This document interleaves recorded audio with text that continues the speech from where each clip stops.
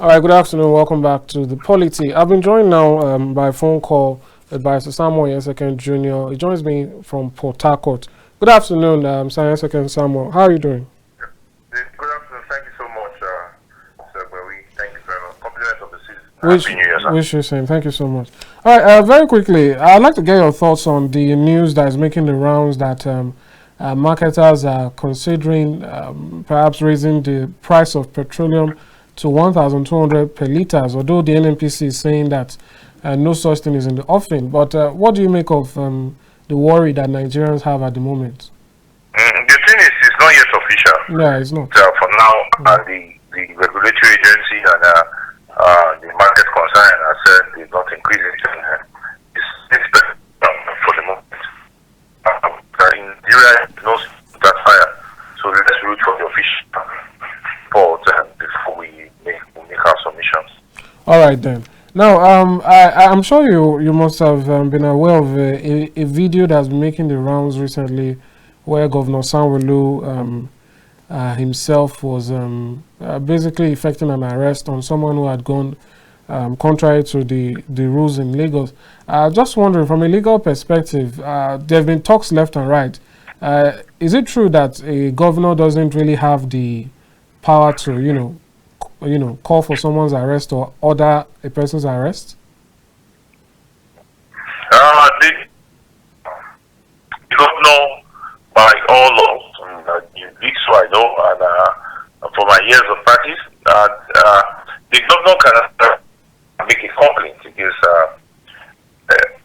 individual person has committed a crime. But the governor, I don't think he has the jurisdiction and necessary laws to on the spot the functions of either the Nigerian police force that is charged by Section 4 of the Police Act 2002 to actually effect arrests and all that. So I think necessarily is the work of the Nigerian police force. I also know that Sanwo-Olu is not a justice of peace in one of the categories of persons who can actually make arrest, or a sitting magistrate or a judge.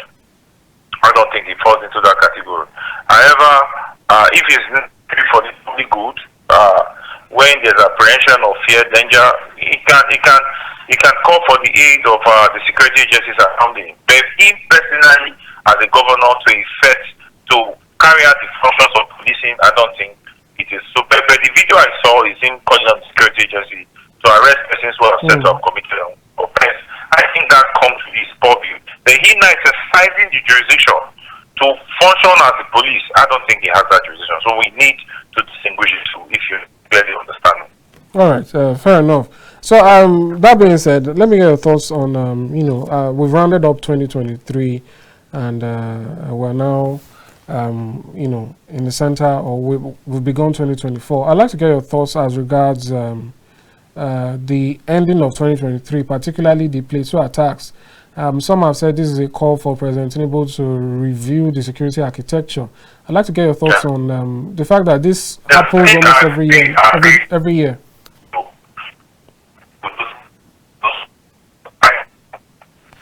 I'm sorry, I didn't quite get that.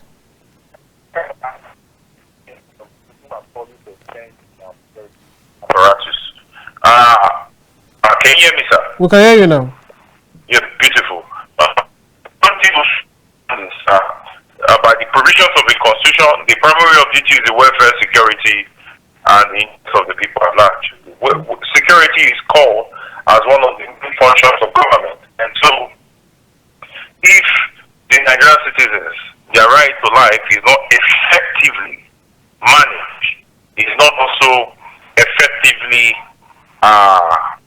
put together, is also effectively covered by the different security agencies, then there is no business, there is no need, there is no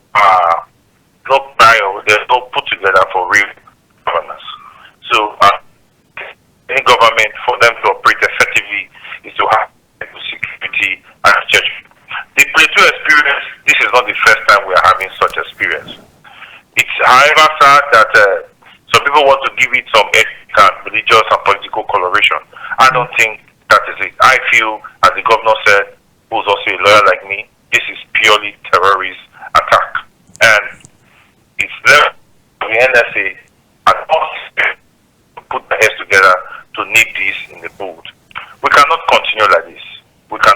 continue like this as a people. We cannot continue like this as a nation. We cannot continue like this as a country set to be the giant of Africa. We are tired of all this. I don't want to heap the more on the lines of political party, APC. It's everybody is involved in the Plateau State experience. We need to find an holistic intervention in that Plateau State. Constant security breach and threats. It's no longer palatable. It's no longer sweet in the ears when you hear of heinous things being committed in the guise of whatever you call it in Plateau State. And so I strongly take side with those who are acting for a change in the security architecture of Nigeria. I think if the ones who are there are not able to manage it, I think there's need to get more capable hands. So it's left for the president at this stage. He's the commander-in-chief of the armed forces. In my own personal office, I employ him to please.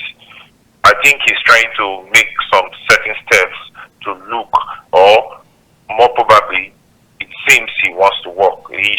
One thing he should understand is, if he gains, are you there, sir? Yeah, we can hear you.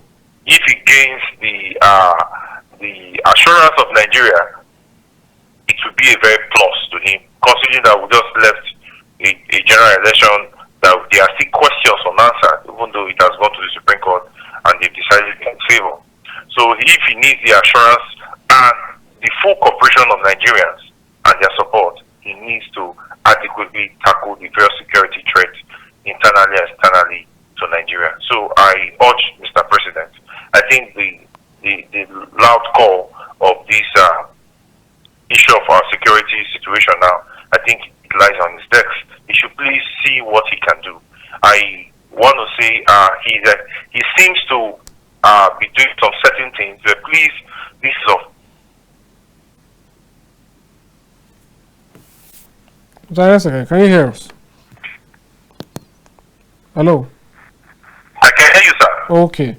All right. You seem to have touched on it already. So my own question is, when things like this happen, there's a tendency for blame game, and some persons are laying some portion of the blame at the feet of the governor.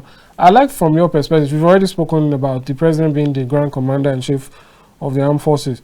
How can governors, make a difference? Because we know that at the end of the day, these powers reside with the president, but the governor is still called the chief security officer. So in what way are governors meant to exercise whatever power or name they have to ensure security in their states? How does that really work? The governor has an enormous power. The governor is also the chief security officer of each state. So he also has enormous power to exercise in his powers. He's not in charge of the Nigerian Army, not in charge of the Nigerian Navy, or the Nigerian Air Force. That is solely under the president. But there's a power of synergy the governor enjoys the security agency. So I think the governor also has some part or some role to play. So it borders down on shared synergy responsibility. So, but the thing about Nigeria is, none of this grammar we are saying on air, this thing they occur every time. And I think the approach we are taking is not really the best. I think we should employ a more practical, sustainable, and an approach to security threat that looks more cognizable. So, I think it's hard time we tell ourselves the truth that the present security architecture of Nigeria is not really doing so much. They might say they are doing things differently, they are doing things even they don't make sense, but I don't think so. It's when we get a lot of reports every day. I opened my phone today. I was about to send somebody to travel, but I got an alert, because whether good or bad, and I had to change my mind. I said, okay, you have to fly on it. You cannot use the land again. And I don't know. We cannot continue like this. That is my point. The point I'm making. Are you there, sir? Yes, yes. I think the first thing is to find the security architecture. That is the first thing first. Before we're not talking about the return of security powers to political office, let's check the security architecture Let's know we are working before we move into other things. All right. Speaking about security, security gets or still gets a portion of a significant portion of the budget for 2024. I'd like to get your thoughts on that, particularly with the National Assembly increasing the budget by about over 1 trillion naira. I'd like to get your thoughts on that, particularly with some Nigerians who don't even know if that was done legally or otherwise. What are your thoughts generally on that increment and what the projections could be for the 2024 budget? It's a welcome development, but I don't think it's an increased budget that would define how our security situation will be. I don't think, even with the ones they've always done every year, what has changed about our security situation, what has been done, and what developing. I don't think in conjectural allocation we change the stance or we change the face, the peculiarity of how we have our security now. Sorry to say this, I just think it's a normal legislative exercise of legislative duty. I think it should. There's a lot to be done. It's beyond conjectural allocation.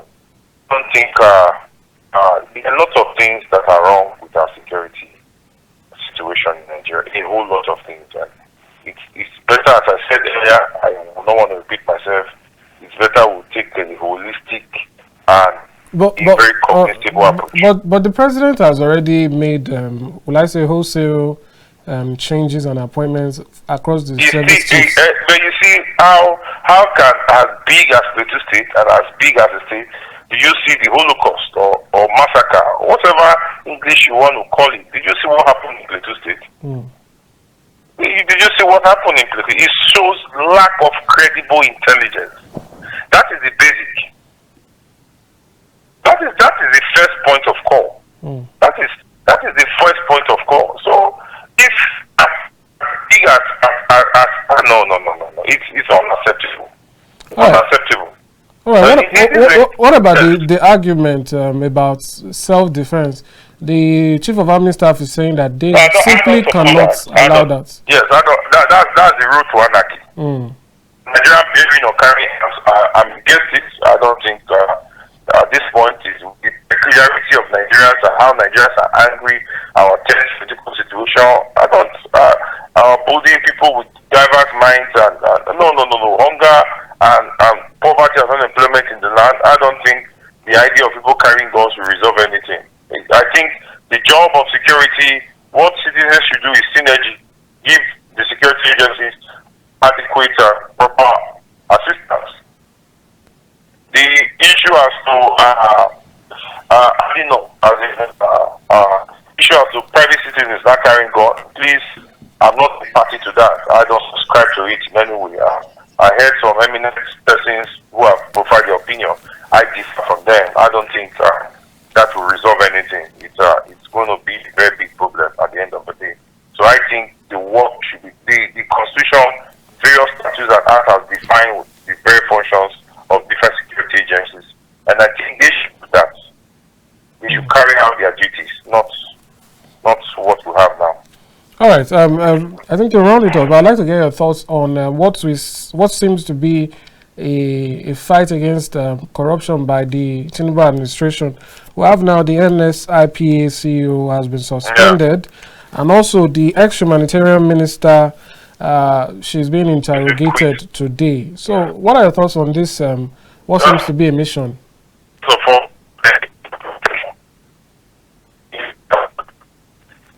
I'm sorry, I didn't quite get you. Hello? Can you hear me, sir? Okay, I can hear you now. Yeah, I want restriction for the week such